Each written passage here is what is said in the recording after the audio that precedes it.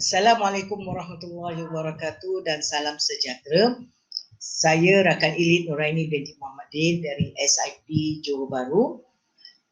Pada sesi ini saya akan meneruskan tutorial submodul 2.3 iaitu pembudayaan komuniti pembelajaran profesional atau lebih dikenali dengan singkatan PLC.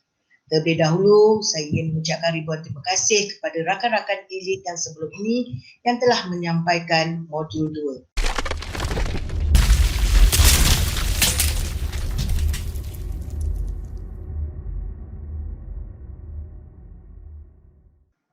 Sebelum kita meneruskan tutorial, terlebih dahulu inginlah saya memperkenalkan pembina-pembina modul yang terdiri daripada Dr. Eskrim, Puan Halijah, Dr. Ilham dan Encik Indra Syaril yang merupakan pensyarah IB. PLC ini bukanlah satu yang baru bagi dalam kalangan sekolah, warga sekolah. PLC ini merupakan telah pun diperkenalkan pada awalnya 2013 kepada sekolah SBT, kemudian berlaku cascading kepada sekolah-sekolah harian biasa. Jadi pada hari ini, pada sesi tutorial pada hari ini, peserta akan dapat merancang, melaksana, memantau, menilai aktiviti komuniti pembelajaran dengan menggunakan prosedur-prosedur yang telah ditetapkan. Jika sebelum ini mungkin ada di antara warga sekolah yang kurang jelas terhadap prosedur-prosedur tersebut. Apakah yang ingin dicapai atau kejayaan yang akan diperolehi oleh rakan-rakan setelah mengakhiri tutorial hari ini? Iaitu pertama, rakan-rakan dapat menjelaskan PLC, konsep PLC, 3 idea utama, 4 soalan kritikal, ciri-ciri PLC dan konsep FIS. Rakan-rakan juga dapat mengaplikasikan proses pelaksanaan PLC berdasarkan konsep FIS. Rakan-rakan juga dapat mengaplikasikan prosedur penggunaan alat-alat kolaboratif PLC berdasarkan konsep FIS, menghasilkan pintas dan OPPM untuk aktiviti pembudayaan PLC dan merekod serta mengesan aktiviti PLC dalam SPL-KPM. Dan kandungan PLC pada tutorial hari ini ialah untuk menjelaskan konsep PLC, proses pelaksanaan PLC, prosedur penggunaan alat kolaboratif PLC, perancangan, pemantauan, penilaian, perekodan dan pengesanan aktiviti PLC. Dalam bahagian satu ini yang akan disampaikan oleh saya akan hanya melihat konsep PLC dan proses pelaksanaan PLC. Yang lain akan dilaksanakan oleh rakan saya untuk bahagian kedua. Tadi saya ada menyebut bahawa PLC ini bukan satu yang baru. PLC telah pun dilaksanakan pada tahun 2014 iaitu apabila sekolah mendapat mandat surat siaran BPG pelaksanaan PLC di sekolah pada 3 Disember 2014. Mandat ini jelas memastikan bahawa semua sekolah melaksanakan PLC. Selain daripada itu, KPM juga telah menerbitkan kit PLC atas tujuan membantu guru memudayakan amalan PLC dan sebagai rujukan utama. Boleh dikatakan bahawa setiap sekolah mempunyai kit PLC ini. Andai kata jika ada sekolah yang dah hilang kit PLC ini, jangan risau. Anda boleh download PLC ini pada halaman yang tertera di bawah slide ini. http://site.google.com/view/plc-malaysia /mula di sini. Di sini site ini membolehkan pihak warga sekolah untuk mendownload semula kit PLC jika kit PLC tidak dapat ditemui di sekolah masing-masing. Peserta perlu membuat refleksi kendiri dengan mengisi soal sidik yang telah disediakan untuk meninjau tahap pelaksanaan PLC di sekolah. Dengan berbuat demikian, dengan melayari Google Classroom untuk mendapatkan pautan soal selidik, tahap pengamalan PLC di sekolah, Tuan dengan mengisi Google soal selidik tersebut, Tuan telah pun melaksanakan Toolkit 2.3.1. Di soal selidik ini lebih kepada melihat apakah amalan PLC di sekolah. Soal selidik ini disertakan dengan skala 1 hingga 5. Skor terhadap ataupun tahap amalan PLC tadi perlulah diisi pada Toolkit 2.3.2, dan selepas mengisi Toolkit 2.3.2, you akan dapat skor, dan skor yang paling rendah, skor tahap amalan yang paling rendah, maka pihak sekolah hendaklah memberi cadangan penambahbaikan terhadap elemen tersebut. Jadi dengan membuat demikian, Tuan telah melaksanakan Toolkit 2.3.1 dan Toolkit 2.3.2. Apakah definisi PLC? Definisi yang telah diberikan oleh Roseanne Holtz, Little and McLaughlin, Dufour, Esker dan Manny. Dufour ni yang paling banyak kita gunakan dalam PLC yang kita laksanakan di sekolah. Merujuk kepada mereka, PLC ni adalah para pendidik yang komited, bekerja secara kolaboratif dan berterusan, membuat inquiry atau kajian tindakan untuk mencapai prestasi yang lebih baik untuk murid-murid mereka. Kita membuat inquiry, kita membuat kajian tindakan untuk prestasi pencapaian murid yang lebih baik. Itu adalah PLC. Manakala KPM pula menjelaskan PLC ni ialah sekumpulan guru yang komited, bekerja secara kolaboratif dan berterusan atas tujuan meningkatkan kualiti guru untuk merealisasikan kemenjadian murid. Pedagogi guru ditingkatkan untuk merealisasikan kemenjadian murid.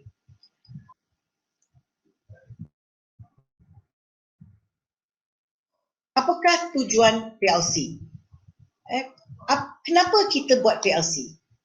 Kita buat PLC atas tujuan memantapkan amalan instruksional kita. Dengan arti kata lain, untuk menjadikan pedagogi kita terbaik.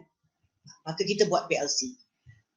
Apa tujuan kita nak mantapkan amalan instruksional atau memberi pedagogi yang berkesan dan berkualiti? Atas tujuan untuk meningkatkan pembelajaran murid. Dan apabila berlaku peningkatan dalam pembelajaran murid, sudah tentu kita akan dapat hasil yang positif kepada murid.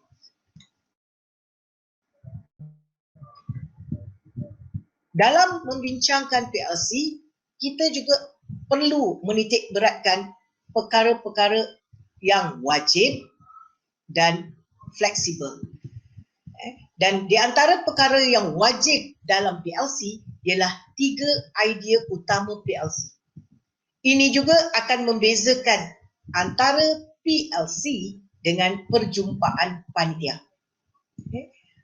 Perjumpaan panitia untuk pengurusan mata pelajaran yang lebih tersusun dan teratur. Bagaimanapun, perjumpaan PLC adalah untuk 3 idea utama itu. Iaitu yang pertama, tujuan kita adakan PLC memastikan semua murid kita belajar. Tiada murid yang tercecil. Kedua, bila kita kata kita buat PLC, mesti ada budaya kolaboratif. Sama ada budaya kolaboratif di kalangan panitia yang sama ataupun antara satu panitia dengan panitia lain ataupun di antara satu sekolah dengan sekolah lain. Yang penting di sini membina budaya kolaboratif. Ketiga, kita fokus kepada outcome atau pencapaian murid. Kita nak murid belajar, kita buat budaya kolaboratif untuk cara teknik mencari pedagogi yang berkesan untuk memastikan murid kita belajar. Tujuan dia supaya pencapaian murid berlaku. Ini juga adalah pendapat daripada Dufour. Dan video di bawah ini juga seperti yang saya katakan menerangkan tentang 3 idea utama ini tetapi dalam bentuk grafik. Jadi adalah digalakkan rakan-rakan guru melihat video tersebut. Satu lagi bahagian yang dikatakan wajib. Dalam PLC saya disebut ada perkara yang wajib, ada perkara yang fleksibel. 3 idea utama ini wajib. 4 soalan kritikal ini juga adalah wajib. Yang fleksibel ialah pemilihan alat-alat kolaboratif. Kita ada banyak alat kolaboratif. So nak menggunakan yang mana itu fleksibel bergantung kepada kesesuaian sekolah.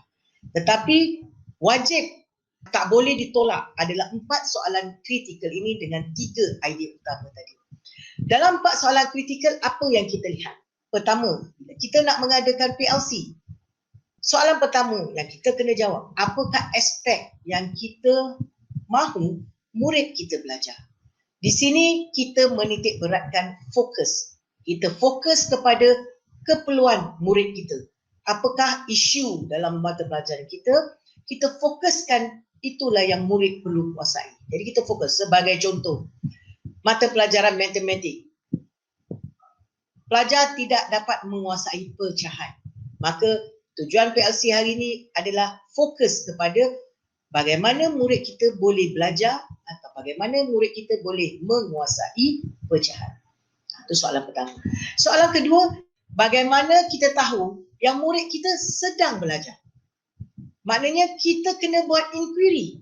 So, apakah di antara cara-cara, apakah cara-cara kita membuat inquiry? Salah satu daripadanya ialah dengan mengadakan pentafsiran dan penilaian. Seperti assessment exam, termasuk juga PBD, pentafsiran bilik darjah, kita buat kuis, kita buat main peranan. Ini semua ialah inquiry yang kita buat untuk kita tahu yang murid kita ini sedang belajar. Jadi bila kita dapat lihat assessment ataupun pentafsiran tadi menunjukkan murid kita sedang belajar, maka kita tahu tindakan yang seterusnya yang kita perlu buat. Yang ketiga, bagaimana kita bertindak balas sekiranya murid kita tidak belajar. Kita biasa dengar dalam dialog prestasi, guru-guru sering berkata murid malas, murid tak hadir ke sekolah, murid ponteng kelas, murid tidur dalam kelas. Ini semua adalah indikator-indikator yang menunjukkan murid kita tidak belajar. So, apakah respon kita ke arah indikator ini? Di sini kita perlu mengadakan inovasi. Dan inovasi ini kita bincangkan semasa kita melaksanakan PLC. Kita kena buat inovasi bagaimana untuk menarik minat murid kita untuk belajar. Bagaimana kita mengatasi murid yang tidak berminat. Ini semua inovasi yang perlu kita bincangkan dalam PLC. Dan yang soalan yang terakhir, bagaimana kita bertindak balas sekiranya murid kita belajar. Yang ini dilihat kepada impak. Setelah kita buat assessment tadi, kita melihat impak dia. Kita dapati bahawa topik yang tidak dikuasai sekarang, murid kita telah kuasai. Maknanya murid kita dah belajar. So, apakah tindakan selanjutnya kita? Dia akan masuk kepada what's next? Apa tindakan selanjutnya yang kita perlu lakukan untuk memastikan murid kita terus belajar? Dufour meletakkan ada 6 ciri-ciri PLC, iaitu perkongsian, pemahaman dan nilai. Maknanya tadi semasa berlakunya PLC, ada perkongsian, pemahaman dan ada perkongsian nilai. Ada inquiry secara kolektif. Pasukan kolaboratif yang kita tubuhkan ni berkongsi tujuan yang sama. Mereka committed untuk bertindak dan melaksanakan cuba jaya. Mereka committed untuk melaksanakan penambahbaikan berterusan dan sanggup untuk ditafsir.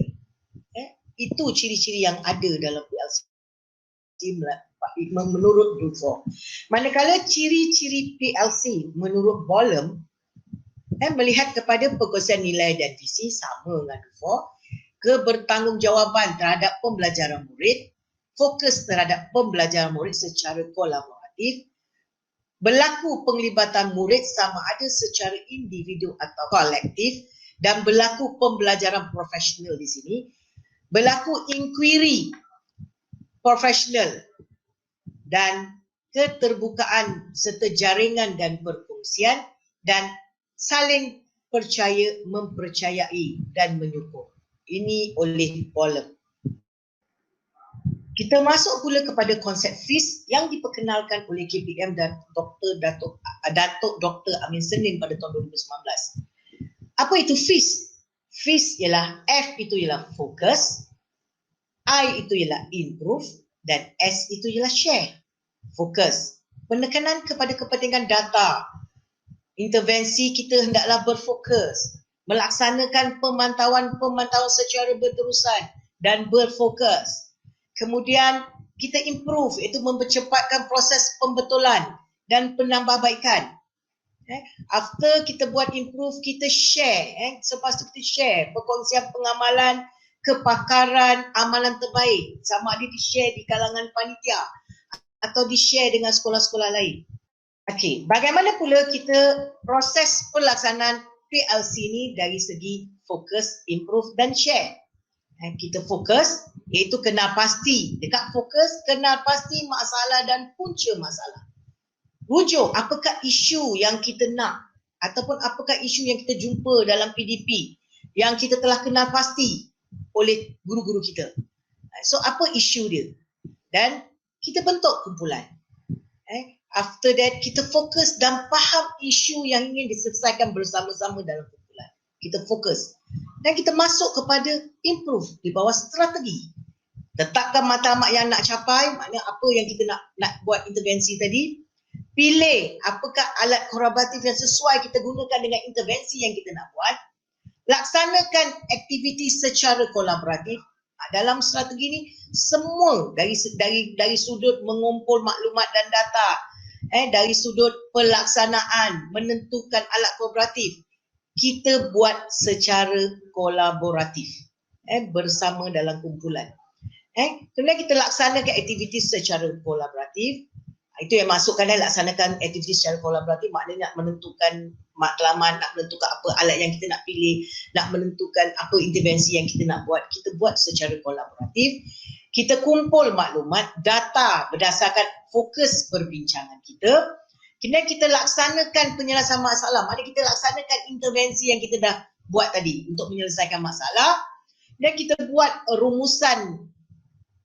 Kita dah melaksanakan penyelesaian masalah, kita buat rumusan terhadap inovasi atau penyelesaian masalah yang kita laksanakan. Kemudian kita buat rumusan analisis. Semua dapatan-dapatan daripada aktiviti yang dijalankan. Maknanya kita melihat adakah intervensi yang kita buat tadi, kita analisis berjaya atau tidak.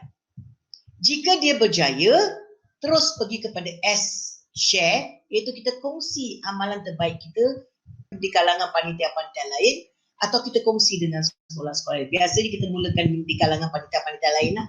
Tetapi daripada dapatan analisis dan analisa tadi, kita dapati aktiviti itu macam tidak berjaya, kurang memberi impak.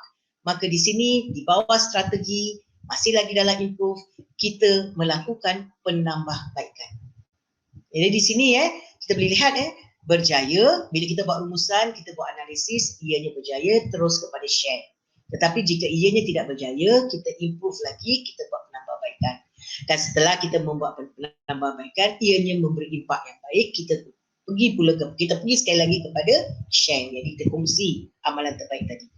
Di sini persoalannya, di manakah letaknya PDCA yang selalu kita tahu yang kita kena buat di sekolah. Maka PDCA ini ada dalam FIS ni, iaitu plan. Plan berlaku di fokus dan sebahagian plan berlaku di strategi, iaitu di kolom 1, 2. Kemudian do, kita laksanakan. Kita kumpul berdasarkan fokus perbincangan, kita laksanakan. Do, 3, 4, 5, kita melaksanakan penyelesaian masalah. 6, kita membuat urusan, melaksanakan. 7, ialah check. 7 ialah check. Jika check tadi berdapati berjaya, kita pergi dekat action, kongsikan dengan rakan-rakan lain. Jika check tadi, 7 tadi tidak berjaya, check tadi tidak berjaya, maka kita pergi pada action penambahbaikan. Jadi walaupun FIS masih ada PDCA. Dengan itu, tamatlah bahagian saya, sesi tutorial pada ini untuk bahagian 1.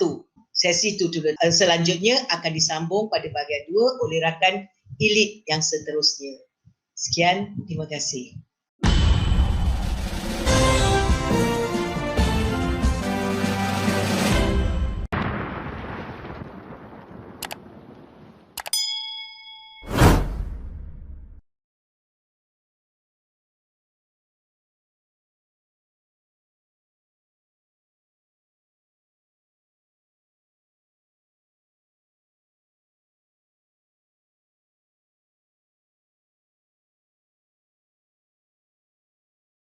Bismillahirrahmanirrahim. Assalamualaikum warahmatullahi taala wabarakatuh dan selamat sejahtera kepada tuan-tuan, puan dan puan-puan semua. Saya Azali bin Atan, SIP Pejabat Pendidikan Daerah Kota Tinggi, akan meneruskan perkongsian dalam modul 2 tajuk menerajui kepimpinan dalam program PS25 di bawah submodul 2.3 Pembudayaan PLC bahagian kedua. Saya ingin merakamkan penghargaan terima kasih kepada rakan saya yang sebelum ini yang telah membuat perkongsian berkaitan dengan pembudayaan PLC bahagian yang pertama. Dalam melaksanakan PLC, KPM telah mencadangkan 4 strategi dan 21 contoh alat kolaborasi sebagai contoh yang boleh digunakan di sekolah-sekolah. Namun begitu, sekolah boleh menggunakan alat kolaboratif lain yang bersesuaian dengan keperluan sekolah berdasarkan data-data yang terkumpul. Dalam paparan ini, terdapat beberapa contoh alat kolaboratif dan prosedur pelaksanaan. Setiap alat kolaboratif mempunyai prosedur tertentu. Setiap prosedur perlu dipatuhi oleh tuan-tuan semasa melaksanakan PLC agar matlamat PLC akan tercapai. Berikut saya kongsikan penjelasan berkaitan beberapa alat kolaboratif yang boleh digunakan semasa melaksanakan PLC.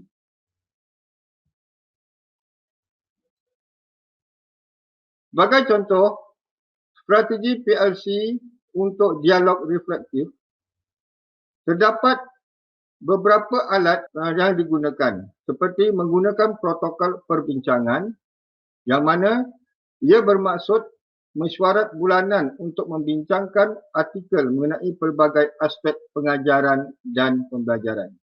Sebagai contohnya, protokol teks 4A. Seterusnya, alat kolaboratif kelab buku yang mana sekumpulan guru membaca dan membincangkan artikel atau buku pada setiap bulan. Kemudian mereka akan berkongsi hasil bacaan bersama-sama. Alat kolaboratif yang ketiga iaitu kumpulan belajar. Ahli kumpulan belajar atau berbincang suatu topik yang khusus. Sebagai contohnya, mereka berbincang berkaitan kemahiran berfikir, pelbagai kecerdasan, ataupun tentang kajian berkaitan dengan minda. Kritikan video dan pengajaran guru, di mana ahli-ahli kumpulan akan menonton dan berbincang klip video pengajaran guru dengan menggunakan kaedah placement. Untuk strategi perkongsian amalan pula, alat-alat kolaboratifnya termasuklah learning walk. Untuk strategi perkongsian amalan ataupun deprivatization of practice, antara alat kolaboratifnya ialah jelajah pembelajaran ataupun dikenali sebagai learning walk, yang mana ahli-ahli kumpulan akan berjalan di sekeliling sekolah dan memerhatikan pengajaran guru lain dan aktiviti bilik darjah dengan menggunakan protokol ataupun fokus yang spesifik. Selain itu, alat bimbingan rakan sebaya guru atau pembimbing instruksi iaitu peer coaching ataupun instructional coaches yang mana ahli-ahlinya akan memerhatikan pengajaran guru-guru lain secara sistematik dengan menggunakan kitaran pra-conference, pemerhatian dan pasca conference untuk dijadikan sebagai asas dalam bimbingan rakan sebaya guru dan akhirnya dibincangkan. Kemudian, alat kolaboratif berikutnya ialah belajar menggunakan rancangan pengajaran harian, iaitu lesson study, di mana sekumpulan guru secara usaha membina satu rancangan pengajaran, diikuti dengan pengajaran atau memerhatikan pengajaran, membuat penambahbaikan semasa sesi pengajaran. Sesi perkongsian guru ataupun teacher sharing session, iaitu sekumpulan guru bertemu secara kerap untuk berkongsi amalan pengajaran yang terbaik. Dan ia dijadikan sebagai satu contoh kepada guru-guru yang lain.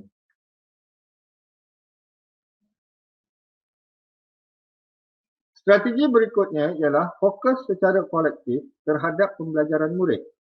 Antara alat kolaboratifnya ialah analisis data, yang mana ahli-ahli kumpulan secara kolektifnya akan mengkaji dan membincang data agregat murid. Tujuannya adalah untuk mencari pola ataupun tema agar mereka dapat membuat keputusan tentang penambahbaikan dalam bidang kurikulum atau mengkategorikan kembali dalam kumpulan yang berbeza. Pemetaan kurikulum pula memerlukan ahli-ahli membangunkan peta kurikulum mengikut topik, standard dan aktiviti untuk setiap mata pelajaran untuk dijadikan panduan, instruksi serta untuk berkongsi dengan murid dan ibu bapa. Alat kolaboratif yang ketiga, pentaksiran serentak, di mana guru-guru yang mengajar dalam tahun atau tingkatan yang sama menyediakan pentaksiran serentak yang diselaraskan dengan standard dan indikator. Misalnya dalam bidang kurikulum. Yang keempat, alat kolaboratifnya ialah kumpulan rakan kritikal, di mana ahli-ahli kumpulan akan menggunakan protokol untuk mengkaji dan membincangkan hasil kerja murid. Sebagai contohnya, slice. Tuan-tuan boleh melihat link www.nsrtharmony.org untuk protokol. Strategi berikutnya ialah strategi kolaboratif, di mana di dalamnya terdapat alat-alat kolaboratif seperti pasukan melintang dan menegak, yang bermaksud ahli-ahli mengelolakan mesyuarat mengikut tahun atau tingkatan untuk perancangan bersama. Di samping itu, mereka akan mengendalikan mesyuarat mengikut panitia agar koordinasi dan kesinambungan antara tahun dan tingkatan dapat dicapai. Alat kolaboratif berikutnya ialah induksi guru baru ataupun pementoran, di mana di sini guru-guru akan memastikan sokongan dan panduan berbentuk pedagogi, prosedur dan peribadi untuk staf baru dalam profesion ataupun organisasi. Alat kolaboratif berikutnya ialah unit atau projek antara pelbagai bidang, di mana ia merangka unit dan projek antara pelbagai disiplin dan mata pelajaran. Ia juga boleh berlaku dalam panitia yang berbeza. Yang keempat, kumpulan penyelesaian masalah, yang bermaksud satu kumpulan guru yang bersama-sama membincangkan suatu masalah. Seseorang guru memberi deskripsi tentang suatu masalah, manakala guru-guru yang lain pula meminta penjelasan dan mengemukakan cadangan. Strategi berikutnya ialah norma dan nilai yang dikongsi bersama. Di dalam strategi ini terdapat 4 alat kolaboratif. Yang pertamanya ialah alat kolaboratif aktiviti visi. Alat ini melibatkan staf dalam aktiviti untuk membangunkan gambaran masa depan organisasi. Bagaimanakah keadaan bilik darjah dan sekolah? 5 tahun dari sekarang. Alat kolaboratif yang kedua pula ialah panduan berasaskan prinsip, di mana ia membangunkan satu set prinsip 4 hingga 6 untuk dijadikan panduan dalam membuat keputusan dan mengambil tindakan. Alat yang ketiga iaitu aktiviti nilai. Mereka mengelolakan aktiviti kumpulan kecil untuk membincangkan nilai organisasi. Yang keempat, strategi dan tradisi yang dikongsi bersama. Ahli-ahli akan bersetuju dengan strategi dan tradisi yang dikongsi bersama agar mereka dapat menumpukan fokus dan mengukuhkan matlamat serta sasaran. Sebagai contoh, mereka meraihkan kejayaan dan peningkatan prestasi secara kerap selepas setiap ujian ataupun penilaian. Terdapat prosedur penggunaan alat-alat kolaboratif dalam melaksanakan PLC. Ini kita boleh lihat dalam video-video ringkas. Lesson study. Secara ringkasnya, saya boleh gambarkan lesson study sebagai satu kajian penyelidikan atau penelitian terhadap pengajaran guru dalam bilik darjah. Objektif lesson study adalah yang pertamanya meningkatkan kualiti pengajaran guru. Seterusnya, ia juga boleh meningkatkan amalan refleksi guru. Dan yang ketiganya, lesson study boleh membina pengetahuan dan kemahiran guru mengenai masalah pembelajaran murid. Dalam lesson study terdapat kitaran. Langkah yang pertama ataupun kitaran yang pertama, mereka perlu menentukan matlamat setelah membentuk kumpulan. Kemudian, mereka menyediakan RPH. Setelah itu, laksana dan perhatikan pengajaran, nilai dan refleksi pengajaran, dan ubah suai rancangan pengajaran. Dari segi aspek prosedurnya, ia terikat kepada 3 perkara iaitu fokus, improve dan share. Dalam fokus, tentukan RPH, bina RPH, bentang strategi, laksanakan RPH dan melakukan pemerhatian dan kumpul maklumat. Selepas itu, buat penambahbaikan melalui improve, buat refleksi dan adakan perbincangan antara kumpulan untuk menilai keberkesanan.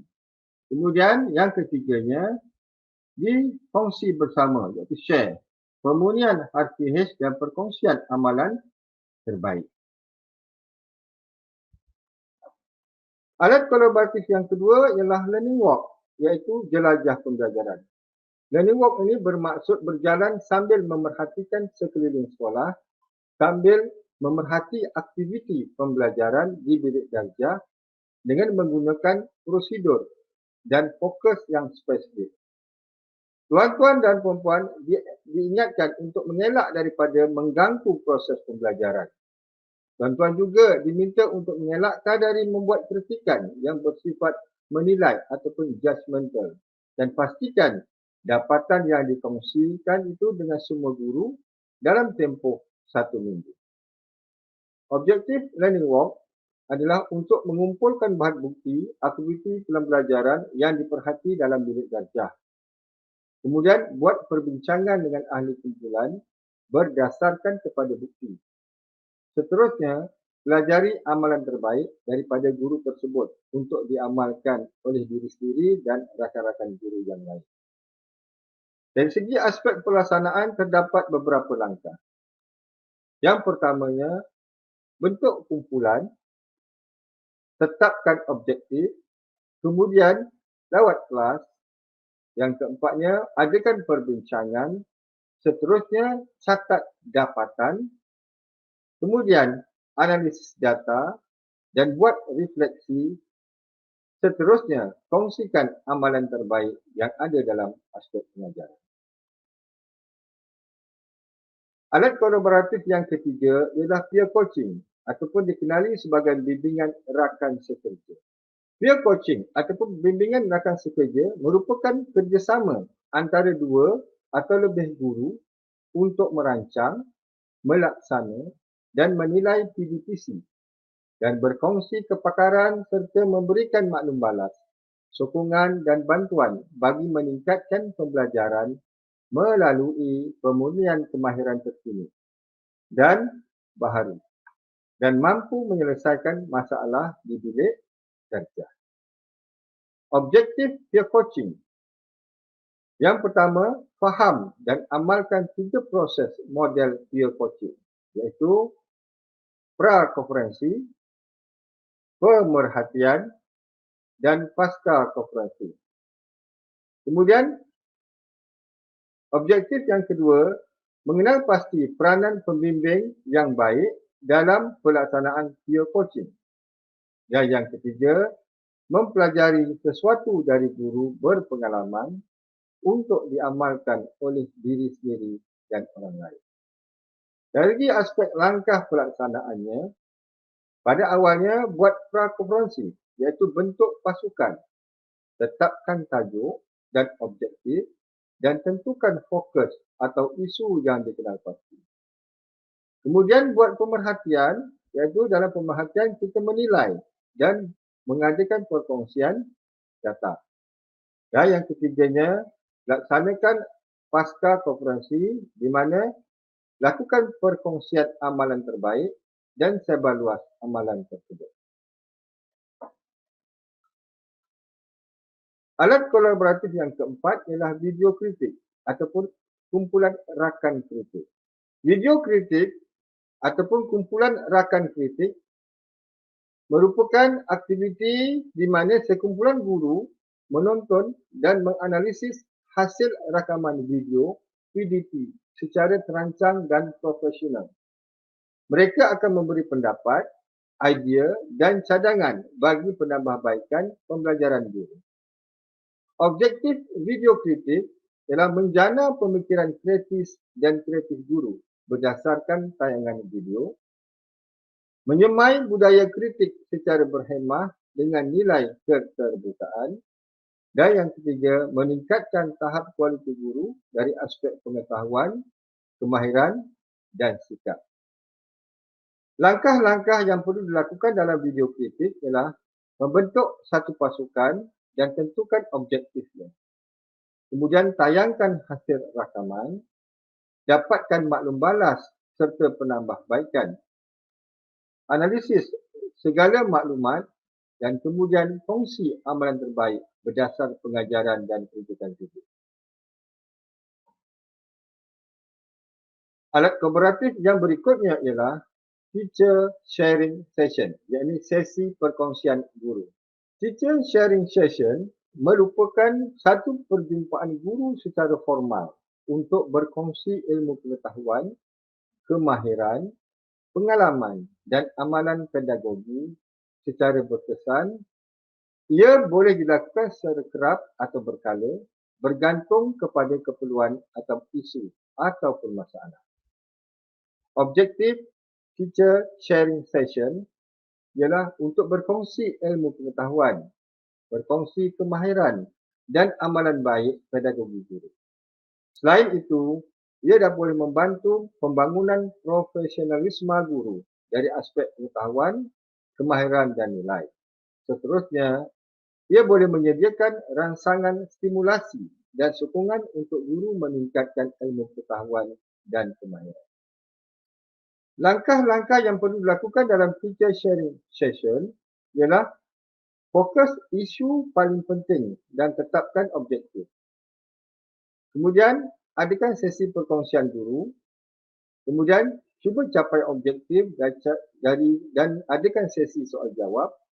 Kemudian, buat penambahbaikan, kongsi dan sebarluaskan. Tuan-tuan dan puan-puan, seterusnya kita pergi kepada aspek perancangan PLC. PLC perlu dirancang terlebih awal. Biasanya PLC akan dirancang untuk sepanjang tahun. Bermula daripada Oktober-Disember sudah ada perancangan untuk melaksanakan PLC dari awal tahun hingga hujung tahun berikutnya. Di sini saya paparkan satu contoh pelan perancangan PLC sekolah untuk panduan kepada tuan-tuan dan puan-puan. Pada bulan Oktober dilaksanakan satu taklimat berkaitan dengan PLC. Kemudian pada semester 1, penggal 1 Januari Mac, kita adakan beberapa alat-alat kolaboratif seperti kelab buku, kumpulan belajar guru dan kegiatan radio. Kemudian pada semester berikutnya, adakan jelajah pembelajaran ataupun learning walk, adakan bimbingan akademik. Begitulah seterusnya, berdasarkan kepada keperluan yang ada mengikut data yang ada di sekolah. Untuk tujuan perekodan dan pengesanan aktiviti PLC, tuan-tuan boleh menggunakan aplikasi SPL-KPM. Aplikasi ini boleh digunakan untuk merekodkan aktiviti latihan yang telah dihadiri oleh guru dan juga pemimpin-pemimpin sekolah. Dalam aplikasi SPL-KPM ini terdapat dua modul yang boleh digunakan. Yang pertamanya, modul individu. Dan yang keduanya ialah dashboard My PBB. Dalam modul individu, ia berfungsi untuk merekodkan aktiviti latihan. Manakala dalam dashboard My PBB pula, dia berfungsi untuk membuat pemesanan. Di sini terdapat kitaran untuk melakukan perekodan dan pengesanan PLC. Bermula daripada langkah pertama, log masuk. Kemudian, masukkan nombor kad pengenalan dan 4 digit akhir kad pengenalan bagi kata laluan. Langkah ketiga, pilih senarai PLC, bawah submenu latihan dan sesi pembelajaran dan klik butang kelas aktiviti PLC. Kemudian yang keempat, catatkan nombor rujukan surat arahan melaksanakan PLC. Seterusnya, yang kelima, ketua kumpulan klik pada nama kumpulan yang didaftarkan. Langkah keenam, selepas klik simpan, ketua kumpulan perlu memasukkan semua kad pengenalan ahli. Dan langkah ketujuh, pergi semula kepada senarai PLC, klik pada butang kemas ini, akan keluar satu paparan di mana tuan-tuan akan memasukkan tarikh mula, tarikh tamat, jumlah minit pelaksanaan PLC dan status pelaksanaan. Kemudian setelah selesai, maka klik simpan.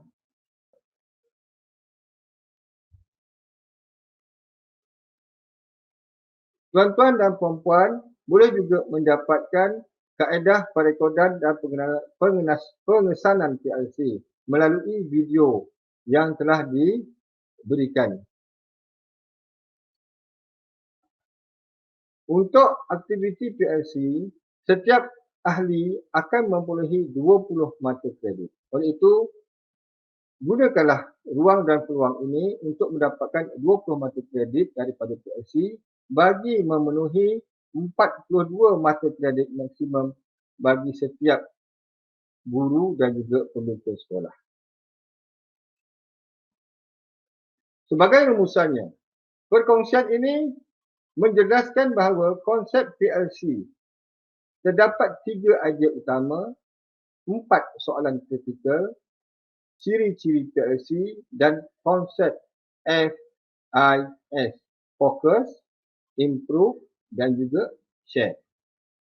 Kemudiannya, melalui perkongsian ini juga, kita dapat mengaplikasi proses pelaksanaan PLC berdasarkan kepada konsep FIS. Seterusnya, mengaplikasi prosedur penggunaan alat-alat kolaboratif PLC berdasarkan kepada konsep FIS. Dan kemudian menghasilkan pintas dan OPPM untuk aktiviti pembudayaan PLC dan seterusnya merekod dan mengesan aktiviti PLC dalam SPL KPM. Untuk tugasan, tuan-tuan diminta untuk melayari Google Classroom untuk mendapatkan pautan mengenai tugasan submodul 2.3, pembudayaan PLC yang perlu dilaksanakan di sekolah. Dalam perkongsian ini, saya paparkan tugasan 2.3, iaitu 2.31, gunakan link yang diberikan. Sekiranya tuan-tuan mempunyai masalah, boleh rujuk kepada rakan elit tuan-tuan dan puan-puan. Soal selidik pembudayaan PLC di sekolah menggunakan skala Likert 1 hingga 4, yang mana 4 sangat setuju, 3 setuju, 2 tidak setuju dan yang pertama sangat tidak setuju. Soal selidik pembudayaan PLC di sekolah ini juga dilihat daripada 6 dimensi. Dimensi yang pertama ialah kepimpinan yang dikongsi dan yang disokong.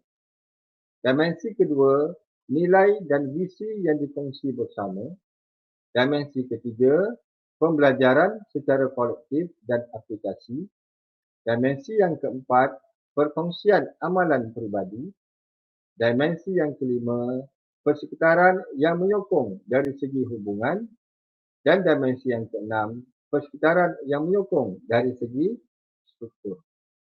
Manakala 2.3.2 pula ialah berkaitan refleksi tahap amalan PLC di sekolah. Tugasan tuan-tuan dan puan-puan, sila pindahkan jawapan yang diberikan dalam soal selidik pembudayaan PLC di sekolah ke dalam jadual yang disediakan dalam 2.3.2. Setiap jawapan akan dikira minnya mengikut dimensi untuk mengetahui rumusan skor min keseluruhan. Kemudian, kongsikan 3 amalan terbaik bagi dimensi yang mencatatkan rumusan skor min yang tertinggi. Dan kemudian, kongsikan juga 3 cadangan penambahbaikan bagi dimensi yang mencatatkan rumusan skor min yang terendah. Dengan berakhirnya perkongsian tadi, saya ucapkan tahniah pada tuan-tuan dan puan-puan kerana tuan-tuan dan puan-puan telah berjaya menamatkan kursus submodul 2.3 Pembudayaan PLC modul 2 menerajui kepimpinan latihan program PS25. Sekian, terima kasih. School Leadership Community Channel.